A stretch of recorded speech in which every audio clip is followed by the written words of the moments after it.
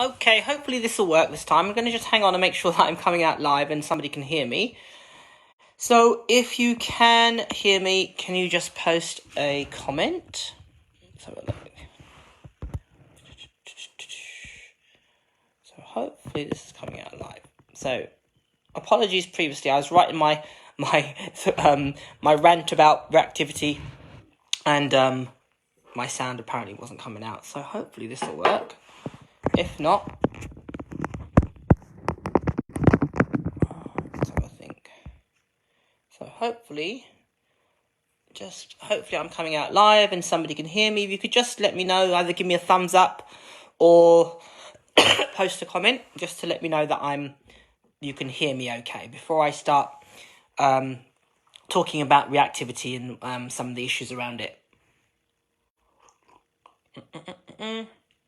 Excellent. Okay, cool. So you can hear me. Perfect. All right. So apologies for duplicating this. Those that have heard this, or I'm assuming you didn't hear any of it. So the background was I'm talking today about reactivity and doing a little PSA about reactivity, and one of the most common reasons why the concept or the notion or the label of reactivity is such a common theme. So it stemmed from, I was just dropping off my daughter at school, and I heard some parents I overheard some parents talking about an incident that happened with their dog whilst they were over the park, I'm assuming over the weekend. So basically the scenario was that the person was walking their dog, another dog approached their dog, and their dog retaliated. It's a female dog. I know I've met the dog before. I've seen her at the school numerous times. Really, really nice dog. Met the other dog, flew at her dog. The other dog came over, was overzealous with the person's dog, and the person's dog retaliated. And they were discussing why it was, and essentially almost perceiving that her dog was the problem dog for antagonizing or for retaliating, so to speak, or why did she do that? She's never done that before, etc., etc. I hope it doesn't develop into a problem. I hope she doesn't become aggressive, and so forth, and what have you. So that very scenario articulates what is absolutely wrong with people's perceptions of behaviour, and certainly what dogs should do versus what they are. So I do actually know the person, so I probably might reach out to them and just sort of give them a little bit of guidance about navigating the situation. So there's a couple of things specifically with that dog which I know of. One is that she's quite young, so she could be hormonal. So that could be the first contributing factor of her being a little bit more defensive. But the biggest issue is her dog isn't the problem dog. It was the other dog's approach that was probably the concern, and certainly the way they described it would definitely be triggering for some dogs. And that really underpins a lot of people's issue with reactivity, in that there is a gross misunderstanding about what dogs are and how they what dogs are versus how they should behave. So it's very cultural, certainly in this country, in Britain and a lot of Western cultures, where we expect our dogs to, be inconspicuous, seen and not heard, turn the other cheek when another dog has a go at them, to be subservient in all circumstances, but yet be a social butterfly and be gregarious and outgoing and being able to take on strange and wonderful environments and tolerate it and endure it all. And that in itself is a massive, massive, massive flaw in our understanding of what dogs are versus what we expect of them. And this is applicable for not only dogs that are just domestic pet dogs, for also dogs that do a sport and what we ask of them and what we ask them to endure. So, for your dog to ignore your neighbour's cat on the fence and not respond to them is a massive ask. For your dog not to chew your leather sofa is a massive ask. For your dog not to mark in your home is a massive ask. For your dog not to retaliate to a dog that jumps and invades their personal space is a massive ask. For your dog to accept total strangers touching them, being intrusive with them, and in being invasive with them by touching their head, wanting to pat them, etc., is a massive ask. It's things that we have to teach our dogs to accept and tolerate and even like. Now, the problem we have is that there are dogs that do swim through those situations or walk through those situations with very little issue. But the majority of normal dogs, and I use that phrase, normal dogs, they have to be educated to put up with the things that we ask them on a daily basis. So coming back to the notion of reactivity, your dog that has another dog jump or intrude or be intrusive with its approach and your dog responds in a way that shows a level of aggression, is acting appropriately. If we took this back to people, human beings, okay, and again, I've written a blog about this. I know Susan Clothier's wrote a blog about this as well, if we took this back to people and related to humans, if you were walking down the high street and somebody ran up to you that you didn't know, grabbed you, hugged you, kissed you, and touched you in personal, intimate places, shall we say, they would be deemed the problem. Society would very much deem them the problem. And if they, were further intrusive towards you, even if they were overzealous and over-friendly, society would deem them as the problem. And there's a possibility there would be a consequence to action. They might be, police might be called, they might be, restricted by other members of the public and so forth and so forth. But you would not be deemed as the problem in that scenario.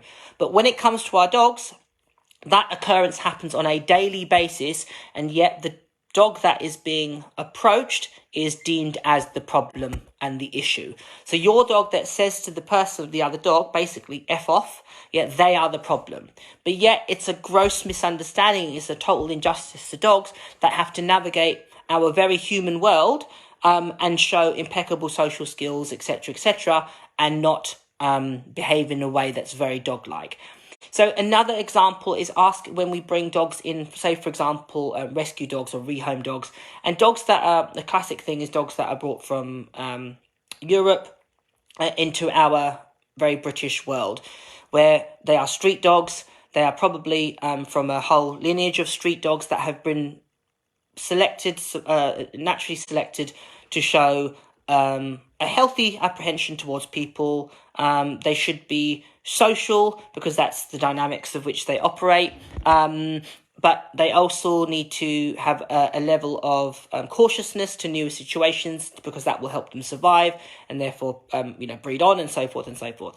So it's very common to find a distinct type of dog, and even though they might have been discarded pet dogs originally, they would then be almost selected to have those specific traits. So those dogs, when we bring them over here and we ask them to function in a very British way, in that we want them to take over the local park and meet hundreds of dogs or tens of dogs, and go down the high street and walk down the high street past a busy road, and to go and sit at a coffee shop where there's strangers around them and have people approach them and other dogs approach them. That's really, really a lot to ask of those dogs. And when those dogs behave in a way that's normal, okay, and appropriate for them, they're deemed the problem. And it's a huge, huge, huge point of frustration for me. There is such a disconnect between what dogs are and what we expect of them. There's loads of reasons why, but most of which fall back to that the constant misconception about the Disney-esque Rin Tin Tin / Lassie benchmark of which all dogs have to meet, and it's unrealistic. And the ironic thing is that we see the same in people. So if we look at social media, we look at the images that are put out in advertising and marketing on social media forums and platforms, and the narrative that you have to behave, act and live a certain life and look a certain way is a total injustice to humans behaving in a normal way and having normal appearances and physically looking. And there's that disconnect. And it seems to be something that we do on a constant basis between, aspiring for something that actually probably isn't actually possible, and therefore creating a lot of imbalance within our society, mental health, behaviour, etc. So it's something that I think that we need to be more open and candid about, and owning the fact that we create these images that are actually false. We create images of human beings that are false, that people aspire to. We create images of dogs that we aspire to are actually unrealistic. Now, it isn't to say that we can't have a dog that behaves with good social skills and navigates life in a way that's safe for all. But we also have to accept that that same dog, if that dog has another dog jump on its head and it says to that dog, don't do that, and does so by ear snapping at them, that's an absolutely perfectly normal dog response and a far better reaction than the dog ignoring, and then suddenly out of nowhere reacting grossly inappropriately and probably being excessive in their response.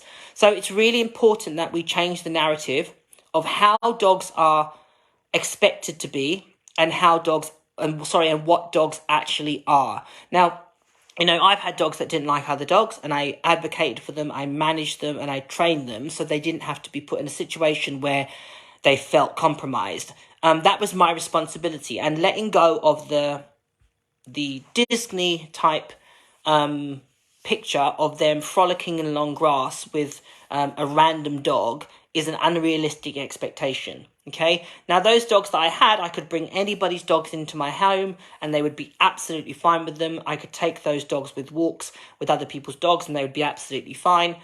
I could do competitive dog sports with them and put them in very compromising situations, and they were trained with using reinforcement to endure those environments and to cope with those environments and to accept those environments. But it took a lot of, obviously, dog training and time and patience. But expecting them to allow another dog to behave in a way that they deemed inappropriate and not respond in a way that was aggressive or possibly politically incorrect was an unfair expectation of me. Or would have been an unfair expectation of me. So I advocated for them. I didn't put them in those situations where I felt they would be compromised, and I kept them safe. Or I had management techniques that I could implement so they weren't ever put in that situation. Often people with dogs that are reactive, because they know that their dogs under that or generally are really lovely dogs and have super dogs to live with, and they love them, and etc., they want the world to see that. And it's a misconception. You don't have to like my dogs. The most important person that likes my dogs is me and my family. As long as we like them, your perception of them isn't my concern, with the exception as long as my dog's choices and behaviour doesn't affect the choices that you make with your life. So if my dog was out of control and it was running up to yours and being aggressive towards your dog for no apparent reason, that would encroach on your life and the life that you choose to have with your dog, then I, as a responsible individual, should take action to remedy that. But if just because you don't like my dog's behaviour or like my dog, that is not my concern, okay? And again, we need to break down that notion of trying to have everybody like your dog. I want the world to see what a brilliant dog he is. What gain is that? That's a bit like saying I want the world to see how wonderful my child is. For what gain? As long as you know that they're a great dog and you navigate this world without them being a problem, to me that's the greater goal for all of us. And to enjoy our dogs in situations that's safe. I'm very fortunate. I have dogs now that are very social. Or indifferent to dogs, and a lot of them have been raised to be. All my dogs have been raised to be that way. However, I've had dogs that didn't like other dogs, and although they showed a level of indifference, they would definitely not suffer fools. So I would always be cautious or aware of their behaviour in situations where I thought they could be compromised or they would make the wrong choice.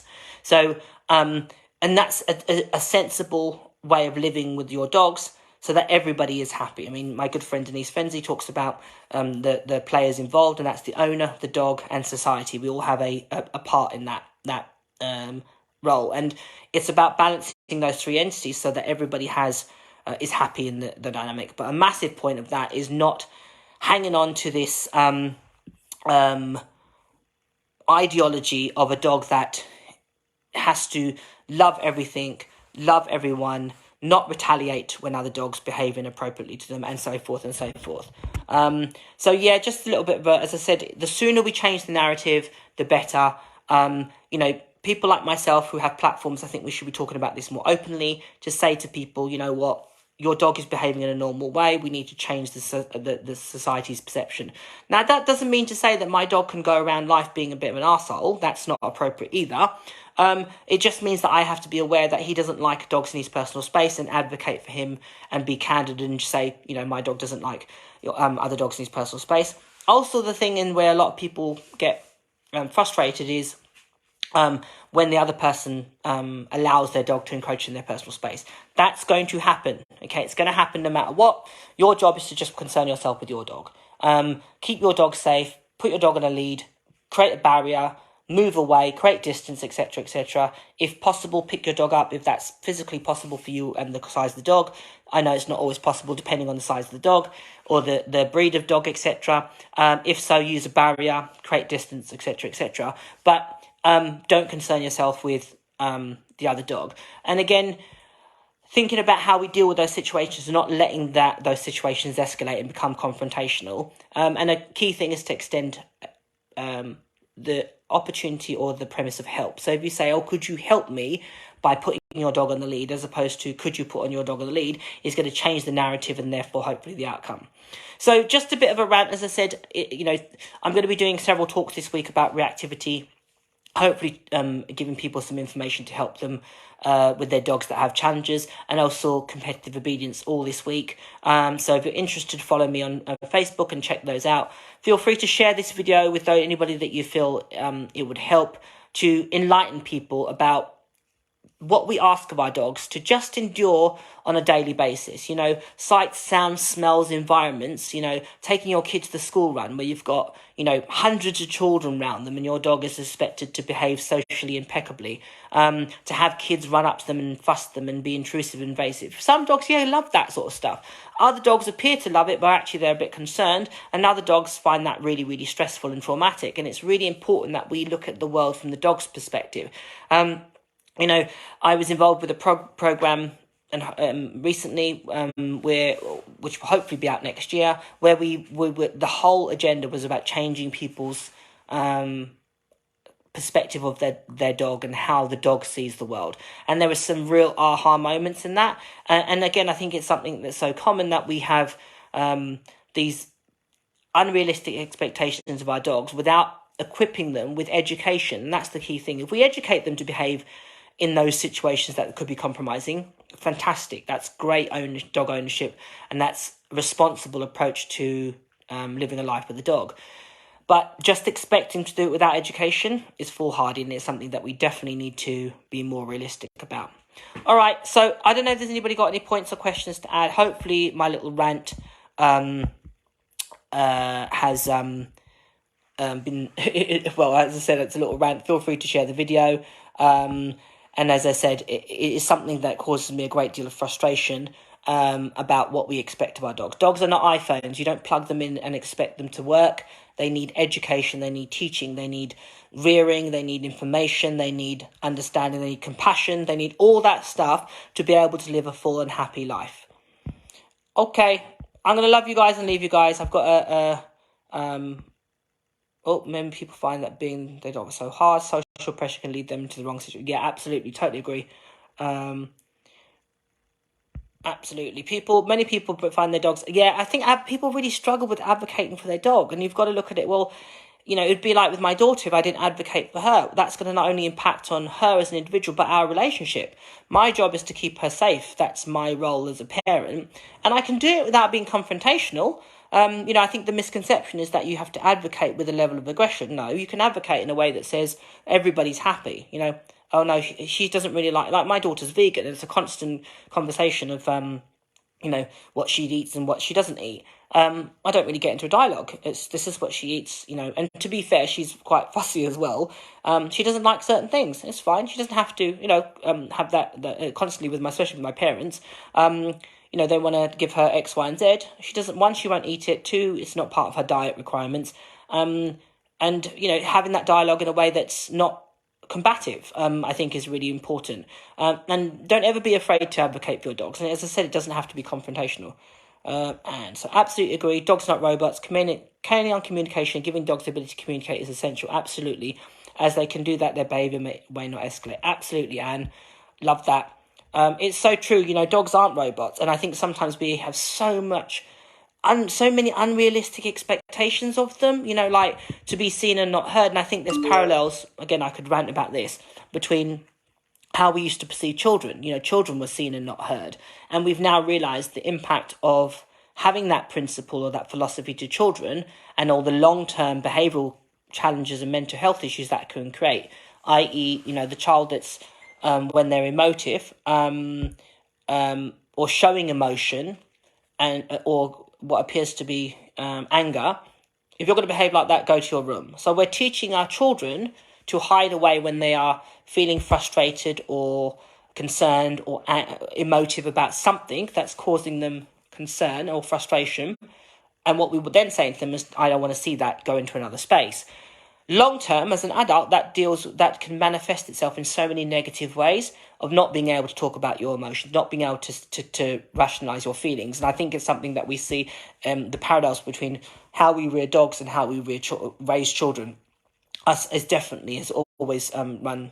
There's been a consistency between the two, and the more we understand about the long term impact of the language we use, the perceptions we have with our children, the better we will be as a society, and definitely the case with dogs.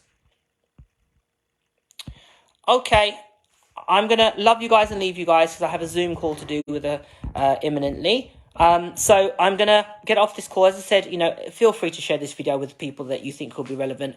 Hopefully it will start one of the many things done to change the narrative about what we expect of our dogs. Feel free to share your experiences. And as I say, hopefully, people like myself using their platforms to talk about this openly, hopefully will start to change the perception of dogs, and therefore those labels that we attach to them as aggressive, reactive, stupid, thick, whatever it is that we attach to them, which is mostly unfair. All right. Have a good day, everybody. Enjoy the rest of your Monday. Take care.